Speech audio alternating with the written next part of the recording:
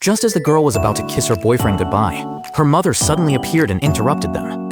Flustered, the boyfriend made up an excuse about traffic, but the mother saw right through it.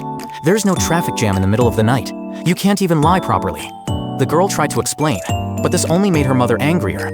She moved toward the boy, intent on teaching him a lesson. Seeing her mother closing in, the girl glanced pleadingly at her father. Catching her signal, he immediately clutched his ankle, pretending to have sprained it, successfully diverting the mother's attention. Seizing the chance, the girl signaled her boyfriend to escape. Back inside, the mother launched into interrogation mode, sternly asking how far the relationship had gone, and whether they'd been intimate. The girl was utterly embarrassed. Every word from her traditional cautious mother was filled with concern and worry for her daughter. The next morning, as the girl stepped into the elevator, her mother's barrage of urgent calls began, again pressing her about the relationship. Trying to keep her voice down, the girl gave vague replies, unaware that the new company's CEO was standing behind her. But her mother's voice was so loud it practically blasted through the speaker, drawing everyone's attention. Embarrassed, the girl hurriedly ended the call, but in her rush, she bumped into the man behind her, spilling coffee all over his suit sleeve. She chased after him to apologize and used a stain removal pen from her bag to clean the sleeve. When the man offered a tip as compensation, she politely declined, explaining that tipping isn't customary in China. But the trouble was just beginning. When she changed into her work clothes and entered the meeting room, she was shocked to see that the coffee man from the elevator was the new sales director who had just joined the company. To make things worse, a custom-made cake she'd prepared for her boyfriend had been placed on the meeting table by a scheming colleague without her permission. The man eyed the casually decorated cake and openly criticized her. "You brought a homemade cake to a formal business meeting. Highly unprofessional." Though the girl wanted to explain, she chose to take the blame rather than implicate her colleague. The director knew it wasn't her fault, but he had no patience for people who couldn't stand up for themselves in the workplace. In his eyes, those who didn't learn to protect themselves didn't deserve sympathy. "You're fired." The girl had just been fired. Desperate to get her job back, she began pestering her boss relentlessly. She followed him to a fishing supply store and bought the tools he needed in advance, hoping to win his favor. However, the cold-hearted man wasn't having any of it. Just then, the boss received a call requiring him to get to Songjiang within an hour. As he was about to get into the car, the girl realized the driver was her father, leading to an extremely awkward moment. Her father explained that it was rush hour, and even if they pushed the gas pedal to the floor, they still wouldn't make it on time. Seeing this, the girl suddenly came up with a plan. She claimed she could get the boss to Songjiang within an hour by taking the subway. This was the first time the domineering boss had ridden a crowded subway, and he instantly felt socially anxious. He nearly bumped into the girl several times, his face full of disgust, but he had to endure it to save time. Then the girl informed him that after getting off the subway, they would need to ride a shared bike for a few minutes. This infuriated the boss, who threatened that if they were late, she would lose her job permanently. To ease the tension, the girl rambled on about her contributions and achievements at the company over the years, hoping to regain her position. But the boss just wanted to escape the unpleasant situation as quickly as possible. Soon they exited the subway. The girl scanned a shared bike for him and thoughtfully adjusted the seat height. The boss felt both anxious and helpless, never imagining he would have such an embarrassing day. Ultimately, they arrived at their destination early by riding the shared bike.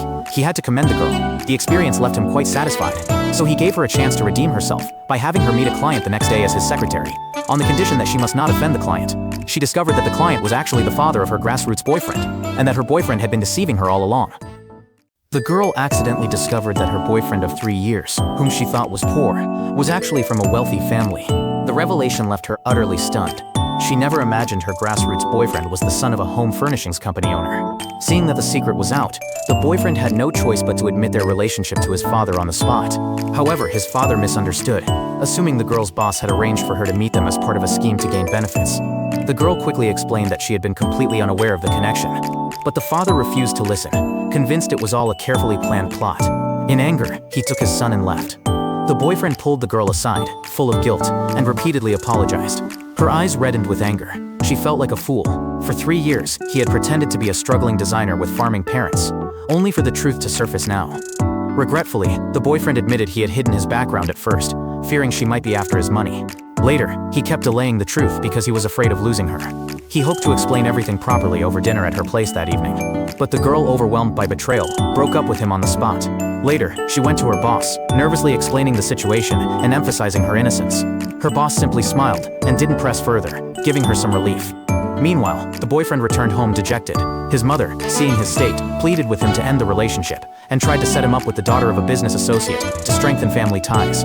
But the young man stood his ground, insisting he would marry no one else. Just after the girl got home, her boyfriend showed up downstairs with flowers, loudly proclaiming his love and apologizing in front of all the neighbors in the alley. He even confessed his family's wealth openly. Embarrassed and upset, the girl still insisted on breaking up. Yet when her mother learned he was rich, her attitude shifted completely. She urged her daughter to give him another chance. Feeling her mother was being materialistic, the girl argued with her, then locked herself in her room. As the neighbors complained about the noise, and even threatened to chase him away with bamboo poles, the girl finally went out to see him. Moved by his sincere vows to never lie again, she reluctantly forgave him. Soon after they reconciled, her boss called, telling her she could keep her job. Relieved and happy, the girl smiled for the first time that day. Seizing the moment, the boyfriend suggested having dinner at her house the next day. Her mother eagerly agreed and spent the evening cleaning and preparing a feast with the girl's father. But little did they know, the boyfriend would end up standing them up. Judy waited happily for her boyfriend to visit her family, but he ended up going on a blind date with another girl instead. He even texted her, claiming he was stuck in traffic, making Judy and her family wait in vain. What Leo never expected was that Judy's grandmother would witness him meeting the wealthy girl. Shocked, the grandmother immediately told Judy. Hearing the news, Judy's heart sank. She asked her parents and younger brother to start eating without her, and went downstairs alone to clear her head. Just then, Leo rushed over in a panic, explaining that the blind date was just a formality, and that she was the only one he cared about. But Judy, hurt and humiliated, didn't believe him. She felt he had made her whole family look foolish. Heartbroken, she decided to break up with him. At that moment, Judy's best friend showed up. Without asking for details, she scolded Leo fiercely. Before he could defend himself, neighbors who had seen enough called security to escort him out. In the days that followed, Leo's life fell apart without Judy. He began to miss the time they had spent together. Meanwhile, Judy was assigned by Mike to negotiate prices for a business deal. Not wanting to use her personal connections, she went directly to manager Wang. Unfortunately, he was out, so she waited in the lobby until noon when he returned. Wang warmly invited her to lunch. Mike had originally hoped to leverage Judy's relationship with Leo to lower the price. When he learned she had gone to the sales manager instead, he grew worried. He knew manager Wang had a reputation for heavy drinking during negotiations. Wang hosted a lunch in Judy's honor, and invited 3 sales managers to join. Mike sent his secretary to help Judy avoid drinking, and to keep him updated, but Judy declined the assistance. She raised her glass and drank freely with Wang, skillfully steering the conversation toward pricing while maintaining a cheerful tone. When Leo found out, he quickly messaged manager Wang. Upon learning Judy was Leo's girlfriend, Wang immediately offered a 20% discount. Meanwhile, Mike's secretary, caught up in the drinking, forgot to report back as instructed. Mike arrived to rescue the situation, but after one drink, he became drunk and unconscious. Seeing her usually composed boss in such a state, the secretary and Judy struggled. They couldn't find a taxi. Thinking quickly, Judy borrowed a luggage cart, and they wheeled Mike through the streets, attracting curious stares from passers-by. Judy took the opportunity to have the assistant take several photos. To protect Mike's dignity, they covered his face with a jacket. At the elevator, Mike suddenly tugged off the jacket, stumbled off the cart, and complained that the bed was too hard. Judy tried to get him back on, but he was too unsteady. Eventually, she half-dragged him into the elevator and to his room. While they were struggling, Mike suddenly woke up yelling. Once they got him onto the bed, he stood up straight, pulled out his wallet, and tried to tip Judy before demanding she leave. He insisted on going for a swim, and began unbuttoning his clothes. Horrified, Judy shouted as he started to remove his pants. The assistant quickly pushed him back under the covers. The assistant then offered to split the tip with Judy, but she refused, grabbed her things and left quickly, leaving the assistant to deal with the drunk boss. The next morning, the assistant reported every detail of the previous night's chaos to Mike, even the pants incident. Mike blushed with embarrassment. Then the assistant handed him the latest price quote. Judy had successfully negotiated a steep discount on her own merit. Mike called Judy into his office, and as a reward, gave her 2 vouchers for a 5-star hotel package. Overjoyed, Judy immediately planned to take her parents for a special treat. She smiled and said, "Isn't working hard all about giving your family a better life?" At the event venue, full armor slowly approached Judy. With a dramatic turn, he dropped to one knee before her, stunning everyone present. "Your knight has come to rescue you," he declared. Only when he removed his helmet did Judy recognize him. It was her unreliable boyfriend, Leo. She was completely caught off guard. Leo then greeted Judy's parents, asking them to witness this romantic moment. Eager to ingratiate themselves with their future wealthy son-in-law, the elderly couple eagerly joined in the excitement. Mike, who had been watching the scene, quietly left. Then Leo knelt down and launched into his marriage proposal. From his sword, he revealed an exceptionally large and dazzling diamond ring, instantly capturing the attention of the entire crowd. Judy stood frozen, her mind blank. The surrounding cheers urging her to say yes only made her more flustered. Just as the atmosphere grew tense, a scheming female colleague seized the chance to fetch their department manager, hoping to stir up drama. Embarrassed and anxious, Judy gestured frantically for Leo to stand up. As the lead organizer of the event, she knew things would spiral out of control if order broke down. But Leo stubbornly insisted he wouldn't rise unless she agreed. Right then, the manager rushed over. Seeing the disorder, he immediately began scolding Judy harshly. Enraged, Leo drew his sword and held it against the manager's neck, vowing to defend his unfairly treated girlfriend. Judy felt both exasperated and angry. His reckless behavior was beyond unreasonable. She quickly pulled him away from the scene. Seeing her upset again, Leo complained, "I've given you romance, professional success, stability. What more do you want?" The Though furious, Judy could only reluctantly accept the proposal for the moment before hurrying off. What exactly was it that the girl truly wanted? Judy brought her family to her engagement dinner, but her soon-to-be sister-in-law immediately acted superior. Before the elders could even sit down, she took the seat of honor herself. To assert dominance over Judy's family, she deliberately asked Judy to go to the main hall to order the dishes. Judy's boyfriend, Leo, had no choice but to accompany her. He could only repeatedly apologize to Judy. At the table, Judy's father, usually a man of few words, mustered the courage to stand and speak. Nervous, he stumbled over his words, and when proposing a toast, downed his wine in one gulp. This simple, sincere gesture became the target of Leo's sister's mockery. She remarked condescendingly that red wine should be sipped slowly, not chugged like hometown rice wine. Judy's mother was deeply offended, insisting that the young should not criticize their elders. But Leo's sister argued back with a distorted notion of equality for all. What should have been a joyful engagement dinner turned into an opportunity for humiliation. When Judy's father accidentally got a fishbone stuck in his throat, a common occurrence, the sister seized the moment to sarcastically comment on the family's clumsiness, even demonstrating what she considered the proper way to eat fish, turning the dinner table into a stage for her sense of superiority. Leo mentioned his desire for a travel-style wedding, but Judy's mother insisted on holding a lively traditional ceremony back in their hometown. The sister sneered that the guests Judy's family would invite weren't high-class enough. Judy's mother retorted angrily, accusing her of looking down on the less wealthy despite her youth. To Judy's dismay, Leo sided with his sister, saying he didn't want the wedding to become too crowded or chaotic. Furious, Judy shot back, "What gives you the right to look down on ordinary people?" Outside the room, Mike had arrived to deliver a gift to Judy, but hearing the intense argument, he quietly left the gift behind and walked away. As the sister continued her condescending remarks, Judy stood up angrily and declared, "If it's like this, maybe we shouldn't even get married." Her mother then stood as well, ready to leave with her father and brother. Leo rushed after Judy, trying to comfort her. But Judy had seen enough of his family's true colors. In anger, she broke up with Leo on the spot. Leo returned to the dining room and yelled at his sister, who calmly advised him to end the relationship, claiming Judy's family was too common and not respectable enough. After leaving, Judy discovered Mike's gift and called to thank him. Mike encouraged her not to dwell on others' prejudice and to live with dignity. He told her plainly, "No one cares about your pride, they only care about your real strength." It was this statement that truly comforted Judy. Continuing from the previous story, Leo's sister had ruined their engagement dinner, and just as Judy was softening toward Leo again, her lawyer brother accidentally discovered a contract jammed in the office printer. It turned out a colleague was drafting an unfair prenuptial agreement for Leo. Shocked, he immediately told his sister. The news infuriated Judy. Leo's parents were trying to belittle her with discriminatory terms. She broke things off with Leo for good and went alone to the Huangpu River, lost in sadness. Suddenly she remembered Mike's words. In a family like Leo's, the only places a woman is expected to shine are the kitchen and the garden. The remark stung deeply. Her brother, worried, rushed to the river after work to comfort her. When Leo learned about the agreement, he stormed home to confront his family and discovered it was his sister's idea. A fierce argument broke out, and he warned her not to interfere in his life anymore. Their father returned home, learned what happened, and angrily scolded both his wife and daughter. He had worked hard to build a connection with Mike through Judy. Now everything was ruined. In frustration, he slammed the door and left. Trying to salvage the situation, Leo's father humbly apologized to Judy, begging her to support his company in an upcoming bid proposal. But Judy firmly refused, stating that if they wanted to win the bid, they should rely on their own merits. An assistant who observed the exchange reported everything to Mike. Enraged that Leo's family had insulted Judy with the prenuptial agreement, Mike decided to expose their company's misconduct during the bid presentation. He publicly revealed evidence of their kickback schemes, shocking the review panel. Humiliated and furious, Leo's father accused Judy and Mike of conspiring against him and dragged his disgraced son away. Judy confronted Mike, demanding an explanation, and finally understood he had been using her all along to undermine Leo's family business. Those tender moments they shared while caring for his grandmother were nothing but a carefully crafted illusion. The realization left her heart cold toward everyone involved. Continuing from the previous story, after Judy's breakup, Mike thought he might finally have a chance.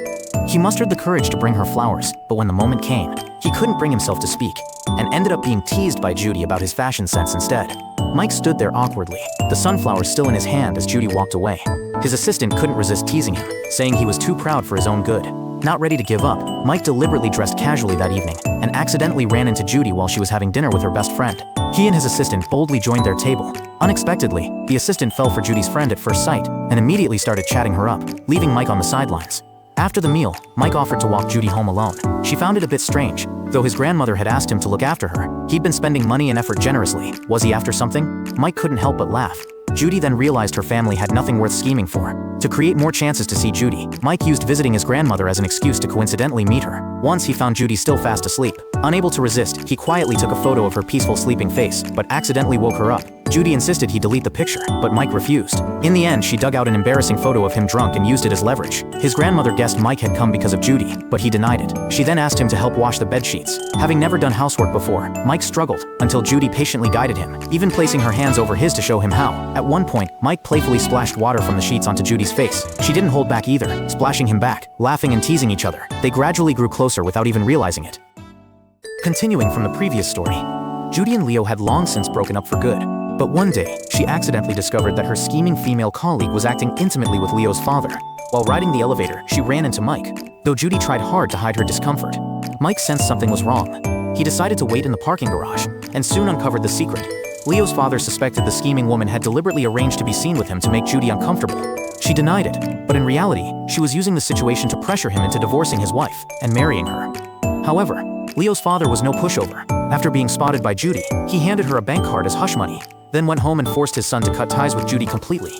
Meanwhile, the scheming woman pulled another trick.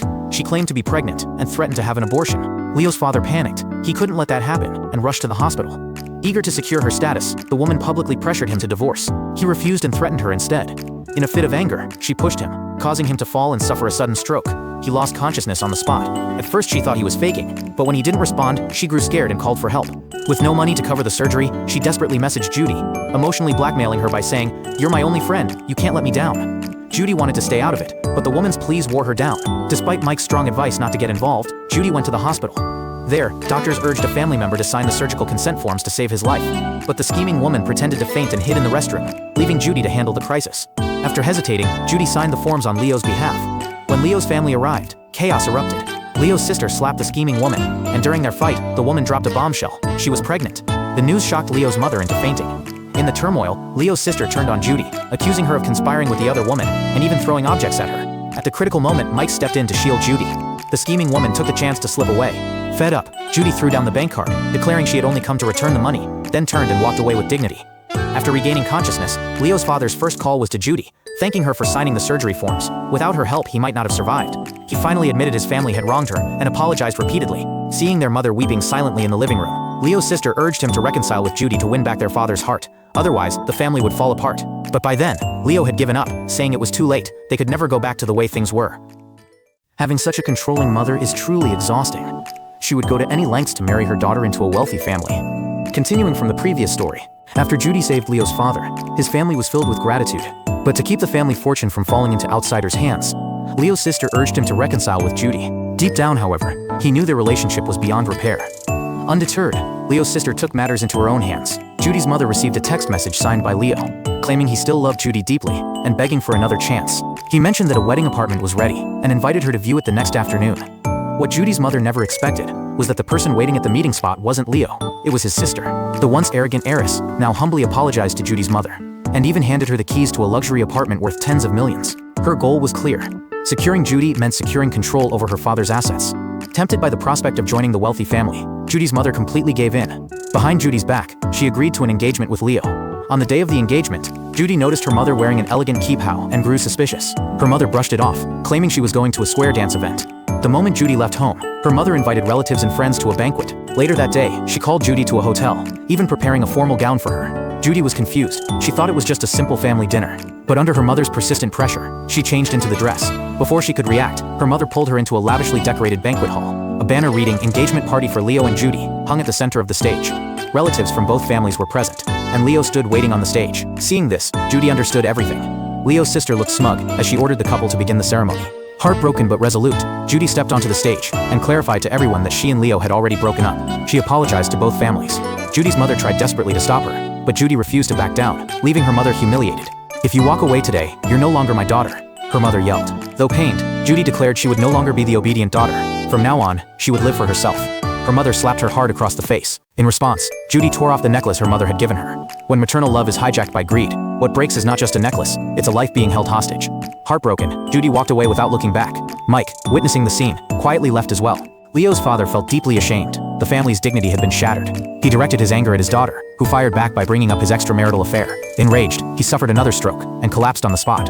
Alone, Judy went to the riverbank to clear her mind. Mike soon joined her, offering gentle comfort. Judy finally realized that she had spent her life trying to please her parents, but from now on, she would live only to please herself. Continuing from the previous story, Judy finally decided to follow her heart. When she went on a date with Mike, she asked him to prove his feelings through actions, which left him completely stumped. Seeing his awkwardness, Judy couldn't help but feel a bit overwhelmed too. Amid the romantic atmosphere in the car, Judy and Mike finally broke the ice and began to enjoy their hard-won sweetness together. After the date, the two tiptoed back home, careful not to wake her parents. When they reached the second floor, Mike turned into a total clingy sweetheart, unwilling to say goodbye. They lingered at the door like characters in a dramatic farewell scene. Even long after Judy closed the door, she could still see him standing there, lost in thought. Judy, glowing with the joy of new love, couldn't stop smiling. But in the early hours of the morning, rustling sounds came from outside her window. Mike had actually dangled his phone on a fishing line, swaying it near her second-floor balcony, each message overflowing with how much he missed her. Judy was both amused and exasperated. However, their whispered conversation accidentally alerted her mother inside. Hearing the noise from the balcony, her mom muttered, thinking rats had scampered onto the balcony. Then, Mike actually climbed down to see Judy. Just as they were sharing sweet nothings, her mother knocked on the door, bringing oranges for them. Judy quickly hid Mike behind the curtain, but her mom had already guessed it was him. She said loudly that from now on, he should use the front door if he wanted to visit Judy's room, and reminded him to eat the oranges and go to bed soon. When Judy helplessly opened the curtain, there stood Mike, frozen in an awkward pose. Continuing from the previous story, Judy and Mike had gained their family's approval, and Mike decided to visit the market to buy ingredients and cook a meal for everyone. But as soon as he stepped inside, a shopping cart ran over his expensive leather shoes. Surprisingly, he didn't get angry. He simply wiped them discreetly on his pants, then took off his stylish suit jacket, ready to imitate Judy's mother by haggling with the vendors. This domineering CEO, who usually commanded the business world, was clearly charmed by the lively atmosphere of Judy's family life. Drawing from his memory of how his mother-in-law shopped, he carefully selected a variety of ingredients until his bags were full. Mike had planned to cook himself, but faced with the groceries, he felt completely lost. In the end, he called his assistant to arrange for a professional chef to come and prepare the meal. Judy could tell at a glance that the feast on the table wasn't his doing, and Mike openly admitted it. During the meal, Judy announced that the hotel where she worked had been recognized as one of the top 10 distinctive hotels. Mike also shared that he had been promoted to president of the East China region. The whole family was thrilled for them. But just then, Judy's mother received a notice from the hospital. A shadow had been detected in her lungs, suspected to be a tumor. The doctor recommended further examination. Judy's mother felt as if her world had collapsed. In that moment, she was left with one final wish. She hoped Judy and Mike would get married as soon as possible. Continuing from the previous story, after being diagnosed with a serious illness, Judy's mother retreated alone to the countryside. The whole family followed her there. It was Mike's first time cooking in a rural kitchen, and he struggled to control the fire in the traditional stove. Thick smoke filled the room, leaving his eyes teary and his handsome face covered in soot, turning him into a charcoal head. But to help Judy capture the authentic flavor of the fermented mandarin fish, he gritted his teeth and kept feeding firewood into the stove. His effort paid off. Judy succeeded in recreating the traditional taste. Meanwhile, Judy's mother, feeling down, wandered through the village until she found herself in front of the old stage where she had performed in her youth. Memories of her singing days came flooding back, and tears streamed down her cheeks. To encourage her mother to return to Shanghai for treatment, Judy decided she first needed to restore her confidence, and the best way was to help her rediscover her pride on stage. That evening, the whole family gathered at the theater. Judy and Mike performed a shadow puppet show depicting her mother's life story. They even invited the original musicians from her heyday, and Judy's brother prepared a traditional costume. Amid everyone's encouragement, Judy's mother stepped back onto the stage and sang a Beijing opera piece she had mastered long ago. Her performance was emotional and skillful, moving the audience to applause and cheers from her family. Finally, her spirits lifted. In that moment, Judy realized something. She had always wanted to escape her family and become independent. But now, seeing her family united and happy, she understood that this was what truly mattered. Afterward, her mother returned to Shanghai for surgery, which was successful. When she saw the positive test results, she couldn't stop smiling. On Mid-Autumn Festival, her mother prepared a table full of dishes. The whole family sat together for a reunion dinner, reunited once more. She urged Judy and Mike to marry soon, and Judy shyly agreed. Laughter and conversation filled the courtyard, echoing the warmth and happiness of their future life together.